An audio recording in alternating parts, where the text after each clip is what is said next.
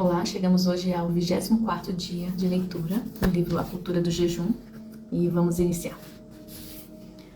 Quando comecei a jejuar com mais intensidade e por períodos maiores, aos 18 anos de idade, não entendia nada sobre esse cuidado necessário pós-jejum. Outros colegas e eu quebrávamos jejuns de uma semana com todo tipo de comida pesada e inadequada no momento. Como era mais jovem, eu não sentia tanto impacto, mas aprendi com o tempo que não devemos agir dessa forma. Outros acabam errando na compensação. Depois de um tempo sem comer, que deveria auxiliar no exercício do domínio próprio, entregam-se descontroladamente à comida. Temos exemplo de tal conduta repudiável na Escritura. Saul impuseram jejum ao exército e um dia de batalha contra os filisteus. 1 Samuel 14, 28. Ao fim do dia, no entanto, na hora de quebrar o jejum, acabaram pelo desespero da fome, comendo de forma apressada, sem respeitar a ordenança da lei mosaica e não comer carne com sangue. Naquele dia derrotaram os filisteus, desde Micmas até Aijalon. O povo estava muito exausto, então, lançando-se sobre o despojo, pegaram ovelhas, bois e bezerros e os mataram no chão e comeram a carne com sangue. Foram contar isso a Saul, dizendo: Eis que o povo está pecando contra o Senhor, porque comeram a carne com sangue. Saul gritou: Traidores! Rolem para aqui uma grande pedra. E Saul disse mais: Espalhem-se entre o povo e digam a eles que cada um que me traga o seu boi, a sua ovelha, e que os matem aqui, e então comam. E que não pequem contra o Senhor comendo carne com sangue. Então todo o povo trouxe de noite, cada um o seu boi, e matou ali. 1 Samuel 14, 31, 34. Resumindo, começaram jejuando e terminaram pecando. Em jejuns pequenos, a volta à alimentação pode ser mais simples. Quanto maior for o período de jejum, no entanto, maior deve ser o cuidado ao entregá-lo. Recebi uma recomendação do Dr. Aldrin, o médico que tem me acompanhado nos jejuns prolongados, de quebra lenta e progressivamente o jejum da seguinte forma: no primeiro dia, ingerir líquidos; no segundo dia, semipastosos, caldos de legumes levemente engrossados, batidos no liquidificador. No terceiro dia, pastosos, e somente a partir do quarto dia, inserir alimentos sólidos, começando por verduras, legumes e vegetais. Dizem que o consumo imediato de amido, o carboidrato geral, não é a melhor recomendação. Um pastor amigo comentou que ouviu de um pastor sul-coreano: cristãos da Coreia do Sul vivem uma cultura de jejum comumente praticada períodos de 40 dias, que muitos costumam levar outros 40 dias sem consumir carboidratos na volta do jejum.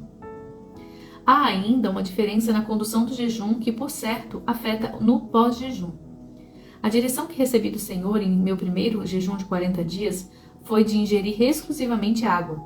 Já em meu segundo jejum, no entanto, o Dr. Aldrin me perguntou se eu havia recebido o mesmo direcionamento, então aconselhou: se você não tiver essa direção clara de Deus, eu sugiro que você inclua a ingestão de whey protein, proteína do leite, na água pelas manhãs, e também beba uma xícara de misohiro, caldo feito com pasta de soja fermentada, à noite.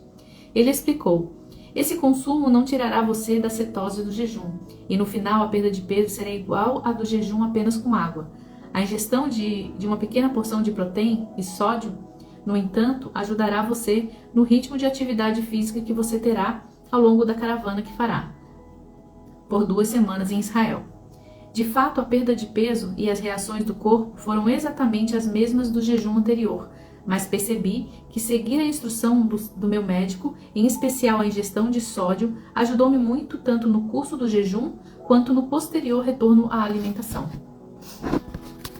No meu terceiro jejum de 40 dias, fui novamente orientado a fazer uso do misohiro, com cerca de 30 calorias, e proteína. Usei proteína vegetal de ervilha com 96 calorias.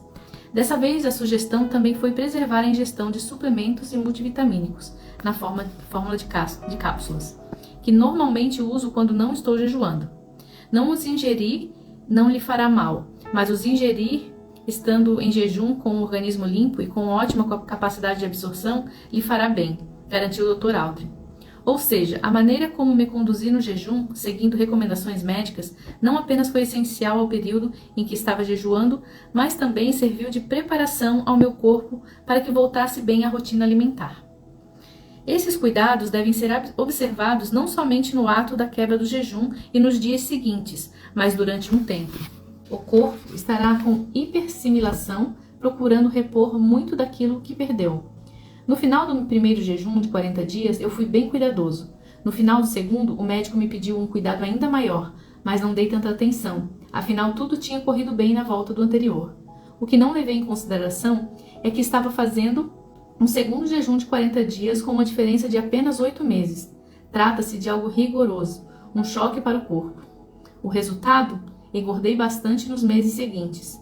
Depois disso, aprendi a lição. Uma dieta cuidadosa se faz necessária por pelo menos o mesmo período em que se jejuou. Ao final desta minha terceira experiência de jejum, quando eu encerro também este livro, por ter consumido misorriro, somado à ingestão de suplementos e vitaminas, percebi que meu intestino se manteve ativo, ainda funcionando, o que não acontece quando ficamos só com água. Então quebrei o jejum indo diretamente aos pastosos, sem passar pelas etapas anteriores de líquidos e semipastosos. No dia seguinte já fui aos sólidos leves, em pequenas porções. Meu ponto é, você sempre deve ser cauteloso aos finais de jejuns prolongados, e a cautela deve durar no mínimo, pelo menos o mesmo período de tempo que durou o jejum. Entretanto, o modo como você conduziu a abstinência, se só com água ou com permissão de outros elementos, determinará quão lento deve ser seu retorno à alimentação regular e quanto você pode permitir-se, ainda que o devido cuidado já nos primeiros dias após o encerramento do voto. Aspectos complementares. Você precisa ser o mestre do seu estômago, não o escravo dele. Richard Foster. O jejum, como já constatamos, é um exercício de domínio próprio. Além disso, deve ser visto como uma expressão de autocontrole e uma área delicada que é alimentar. A comida em si não é ruim, tanto é necessária para a nossa subsistência como também é a expressão da bênção e provisão divina em nossas vidas. Deuteronômio 8:10. Entretanto, mesmo aquilo que é lícito pode afetar-nos negativamente. Um exemplo claro é o dinheiro. Embora não seja errado ter dinheiro, o amor ao dinheiro é que é errado. 1 Timóteo 6:10. Nossa relação com ele pode sim ser incorreta. Salmos 62:10. Vale então questionarmos como a comida tem afetado a humanidade. Será que percebemos a força e a influência que ela exerce sobre nós? Quero falar um pouco sobre esse assunto mediante exemplos bíblicos. Como o ser humano foi primeiramente tentado? Qual foi a área no qual Satanás concentrou seus esforços iniciais? Ainda que possamos acrescentar outros elementos explorados na proposta maligna, temos que admitir que a desgraça da humanidade começou com uma oferta mascarada pela atração por comida. Gênesis 3, do 6 ao 7. Quando a Bíblia registra pela primeira vez Satanás tentando diretamente Jesus, o último Adão, o nova cabeça de raça, que área estava sendo provocada?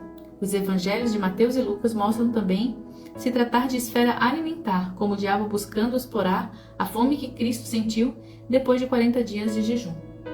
Mateus 4, do 1 ao 4.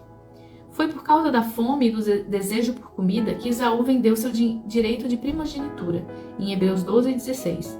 Os israelitas falaram em voltar ao Egito, de onde Deus os havia resgatado, por causa da saudade da comida. Números 11, do 4 ao 6. Paulo denunciou pessoas cujo Deus é o ventre, Filipenses 3:19, o que indica que elas eram orientadas, dedicadas e controladas pela comida. Uma vida jejuada. Parte de viver a cultura do jejum é também adotar um estilo de vida jejuada. Quero explicar melhor o que isso significa e por que adotarmos essa prática em nossas vidas. Kenneth Hagin, em seu livro Guia para um Jejum Equilibrado, comenta o seguinte: na primeira vez em que me lancei no ministério itinerante, reservei 2 dias por semana, terças e quintas, para os meus dias de jejum. Não fui guiado pelo Senhor a fazer isso, apenas jejuava 2 dias por semana. Eram jejuns de 24 horas, porque era assim que o povo de Israel fazia. Usava esse tempo extra no qual deveria estar comendo para orar. Lembre-se de que o jejum não lhe acrescentará muito se você não despender tempo em oração, esperando no Senhor. Foi nesse período em que jejuava 2 vezes semanais que alcancei as maiores conquistas espirituais em meu ministério. Eu me trancava na igreja e passava tempo orando. Após vários anos jejuando 2 dias por semana, o Senhor me disse: eu ficaria muito feliz se você tivesse uma vida de jejum. Respondi: o que o Senhor quer dizer com uma vida de jejum? Ele me respondeu: não coma tudo o que você quer, controle seu apetite.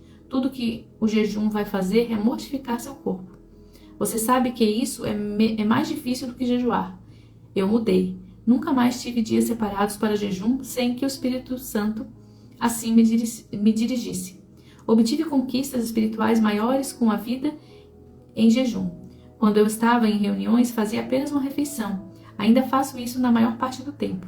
Notei que as curas passaram a ocorrer mais facilmente depois das minhas mudanças de hábitos. Na ocasião em que imporia as mãos sobre as pessoas para que recebessem o Espírito de Deus, eu não comia alimento algum. Se encontrasse uma barreira ou mesmo me falasse força física e as coisas não se desenrolassem como previsto, eu bebia um suco ou ingeria algo. No entanto, jamais comia tudo o que desejava. Passei a ter resultados melhores porque tinha uma vida em jejum. Não estou sugerindo uma troca. Não é porque se preparava uma vida jejuada que não seja mais necessário jejuar. Utilizo como exemplo o que o Senhor falou com o irmão Hagin, para acrescentar a vida jejuada ou vida em jejum, como ele denominou. Aos jejuns, uma coisa não excluía a conta. Valnice Milhomens, por exemplo, tanto jejua frequentemente como adotou um estilo de vida jejuada, o que se comprova em seus livros, pregações e testemunhos. O que na prática é uma vida jejuada? É uma vida em que a comida não domina. Para isso, pode-se adotar um padrão de controle sobre quantidade e qualidade dos alimentos ingeridos. Também é saudável determinar dietas ou restrições por períodos um pouco mais prolongados. Não se trata, portanto, de jejuar, mas viver de modo que a alimentação nos sirva sem exercer domínio sobre nós. E já vimos que é, de fato, uma área sensível. Embora estejamos focados no aspecto espiritual, esse estilo de vida jejuada, além de auxiliar no exercício do autocontrole, também é benéfico à saúde. E por hoje é só. Boa noite, até amanhã.